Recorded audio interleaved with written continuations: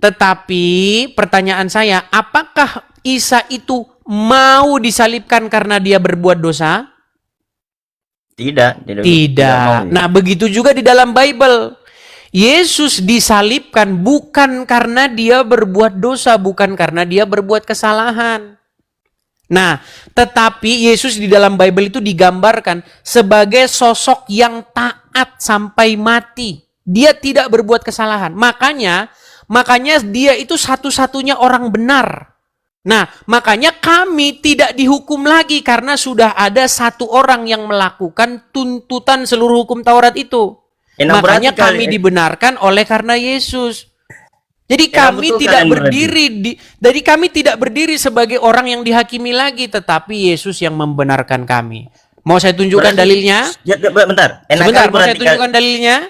Iya, sebentar. Berarti enak kali berarti kalian yang berbuat dosa masa Tuhan makanya jadi karesteng. Enak makanya jadi Kristen. Jangan jadi Muslim. Gimana? Akal pikiran dari mana? Pikiran dari mana? Anak kecil saja mengakui. Masa kita berbuat dosa Tuhan disuruh menebus? Baik. Coba secara logika. Coba secara logika. Jadi tidak logis ya kalau kita berbuat dosa kemudian orang lain yang menebus. Nah iya. Oke, baik. Apalagi Tuhan kalian bilang. Baik. Saya tunjukkan dulu dalilnya ya. Nanti kita ke situ. Saya tunjukkan dulu ayat yang dalam Bible ya. Sebentar. Baik, sabar ya. Terus sabar Bang. Kemudian, apakah Yesus disalib itu keilahiannya Bapa ada pada dirinya? Satu-satu dulu ya. Satu-satu. Kita buka Roma pasal yang ke-5 ayat yang ke-12. Kita pakai terjemahan sederhana Indonesia ya. Baik. Nih. Saya balikkan dulu kamera saya. Ini terjemahan sederhana. Jadi saya senang baca terjemahan sederhana ini. Baik. Ini Roma pasal yang ke-5. Kita mulai dari ayat yang ke-12 nih. Mewarisi kematian melalui Adam dan memperoleh kehidupan melalui Yesus. Perhatikan. Inilah yang sudah terjadi. Waktu manusia pertama, Adam, jatuh ke dalam dosa, kuasa dosa itu pun masuk kepada semua manusia, seperti penyakit keturunan yang menular. Bersama kuasa dosa itu, datang juga kematian. Oleh sebab itulah, semua orang pasti mati, karena semua orang berdosa. Kuasa dosa itu, ya, memang sudah ada di dunia ini, sebelum manusia mendengar hukum Taurat. Tetapi Allah tidak memperhitungkan dosa sebagai pelanggaran kalau manusia belum mendengar ajaran dalam hukum Taurat. Ya. Jadi maksudnya, nih, perhatikan ya. Tetapi perbuatan Adam dan tindakan Kristus sungguh sangat jauh berbeda.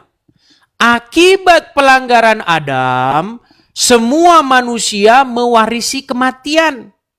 Sebaliknya, akibat pengorbanan Kristus Yesus, semua orang bisa dibenarkan di hadapan Allah dan menerima hidup yang kekal.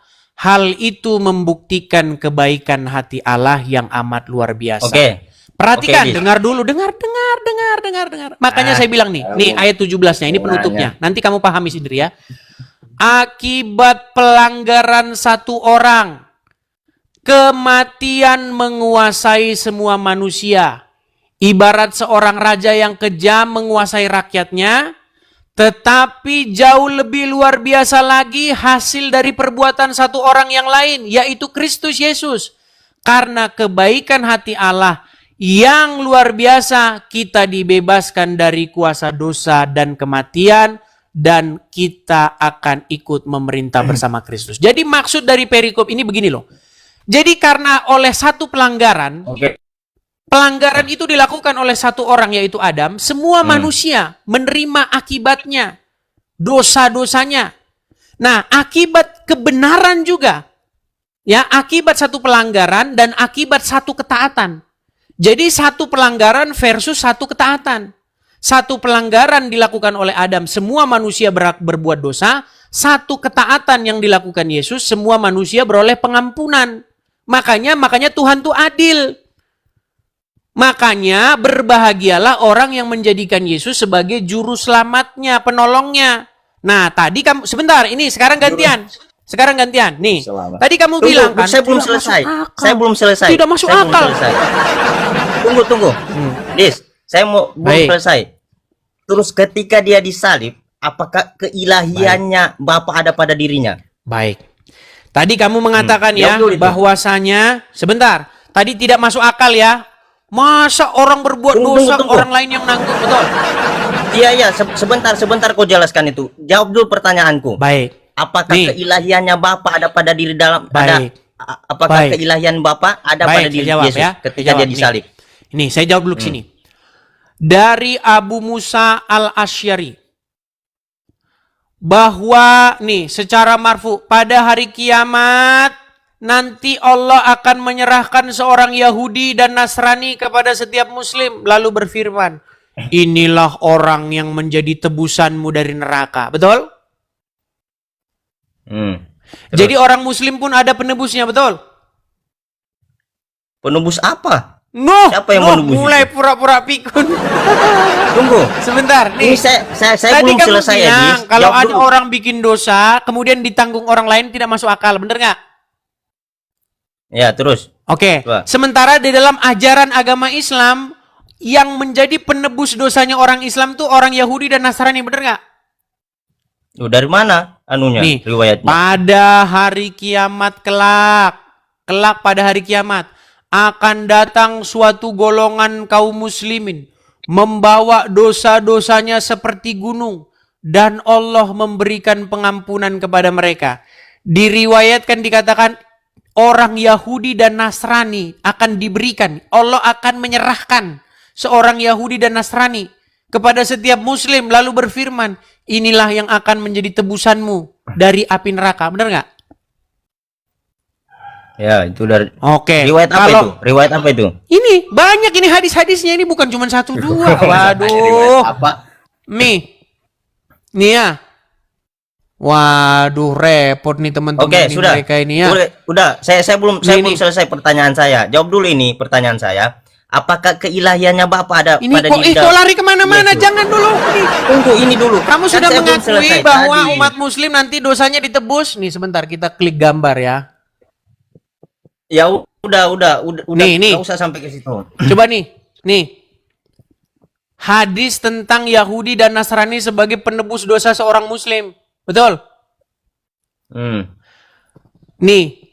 Perhatikan ya, pada hari kiamat kelak Allah Ta'ala akan menyerahkan seorang Yahudi ataupun seorang Nasrani kepada setiap muslim. Kemudian Allah Ta'ala akan berfirman, inilah penebusmu dari siksa api neraka. Bener nggak? Iya. Tadi kamu bilang kalau ada orang bikin dosa, terus orang lain yang nanggung nggak masuk akal.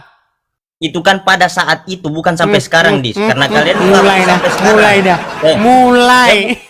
Coba pikirkan secara logika. Semua ayat yang diturunkan, semua Angel, ayat yang wis, angel, angel tenan tuturanmu, Dengar angel dulu saya, tenan Dis. tuturanmu.